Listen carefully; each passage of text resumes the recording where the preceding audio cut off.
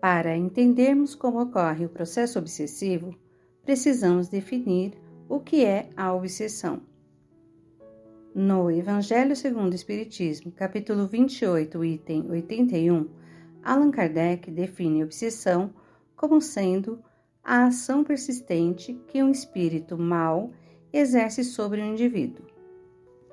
Com base nos estudos da doutrina, podemos dizer que a obsessão espiritual é uma influência negativa persistente que pode afetar as pessoas em diferentes graus, desde pequenas perturbações até casos mais graves, como os de possessão.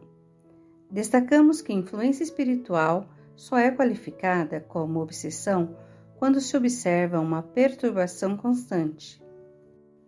Se a influência verificada é apenas esporádica, ela não se caracterizará como uma obsessão. Essa influência é causada por espíritos desencarnados que se aproximam do indivíduo por afinidade ou por interesses negativos, com o objetivo de interferir em sua vida. Quando ocorre a obsessão, o espírito obsessor passa a exercer uma influência negativa sobre a mente do obsidiado, afetando suas emoções, pensamentos e comportamentos. Como se desenvolve a ação a que se referia Allan Kardec? Para entender melhor como eles agem, é preciso compreender que o espírito infeliz estará atuando sobre o encarnado em dois níveis: mente a mente, constrição mental, e perispírito a perispírito, que é o envolvimento fluídico. Na constrição mental, o obsessor instala a sua onda mental na mente da pessoa avisada. Forma-se uma ponte magnética através da qual o obsessor vai enviando os seus pensamentos e suas ideias, promovendo uma verdadeira hipnose. A princípio, o indivíduo pode reagir fugindo da faixa de atuação do obsessor. No entanto, se ele se entrega àquelas ideias ou se compraz com este casamento mental, o processo pode agravar-se, chegando ao grau máximo de obsessão, que é a subjugação moral ou possessão, onde o obsidiado perde completamente o seu livre-arbítrio. Algumas vezes, para favorecer o processo de constrição mental, os espíritos obsessores poderão se utilizar de certos aparelhos especiais para manter o processo. Manuel Filomeno de Miranda fez referência a um pequeno aparelho semelhante a um microgravador, chamados implantes, que são pequenos dispositivos implantados nos corpos espirituais dos encarnados que pulsam vibrações específicas em que o objetivo é reforçar o processo de hipnose mental. No envolvimento fluídico, ao envolver o indivíduo, o obsessor identifica os fluidos da pessoa com os dele. Há uma aproximação das auras e os perispíritos se assimilam. Este convívio perispiritual vai permitir ao espírito sugar energias vitais do encarnado, o que vai contribuir para o emagrecimento, o cansaço e as infecções que acompanham com frequência as vítimas da obsessão. O envolvimento fluídico vai permitir também que o espírito transmita para o encarnado os fluidos deletérios produzidos por ele. Causas das obsessões. O que leva um desencarnado a tornar-se um obsessor? Sinteticamente, podemos reconhecer 4 causas fundamentais, envolvendo as causas das obsessões. Ódio ou vingança. Na maioria das vezes, a obsessão é uma vingança exercida por um espírito que foi prejudicado e que sofreu muito nas mãos do atual obsidiado. Este espírito pode ter sido prejudicado numa outra encarnação onde eles estiveram juntos, ou nessa mesma existência. Geralmente, são processos mais difíceis de curar. Carência afetiva. É uma causa de obsessão, muitas vezes inconsciente, denominada comumente de encosto. São espíritos que desencarnam sem uma preparação espiritual adequada e que, ao despertarem no mundo dos espíritos, se veem desorientados, perdidos e angustiados. Ao identificarem um indivíduo que revele afinidade com eles, podem aproximar-se dele e iniciar uma obsessão, muitas vezes inconsciente. Geralmente são processos de fácil tratamento, pois não há vínculo de ódio entre os seres envolvidos.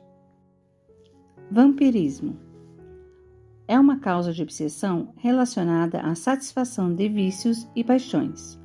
O vampirismo vai caracterizar aqueles espíritos viciosos, apegados a certas emoções materializadas, que se aproximam dos encarnados, portadores dos mesmos vícios, para absorverem suas emanações fluídicas. Existem vampiros do fumo, do álcool, da gula, dos tóxicos, do sexo e etc. Orgulho do falso saber. Esta expressão é utilizada por Allan Kardec para caracterizar certos espíritos vaidosos, orgulhosos, falsos sábios que desenvolvem uma obsessão do tipo fascinação.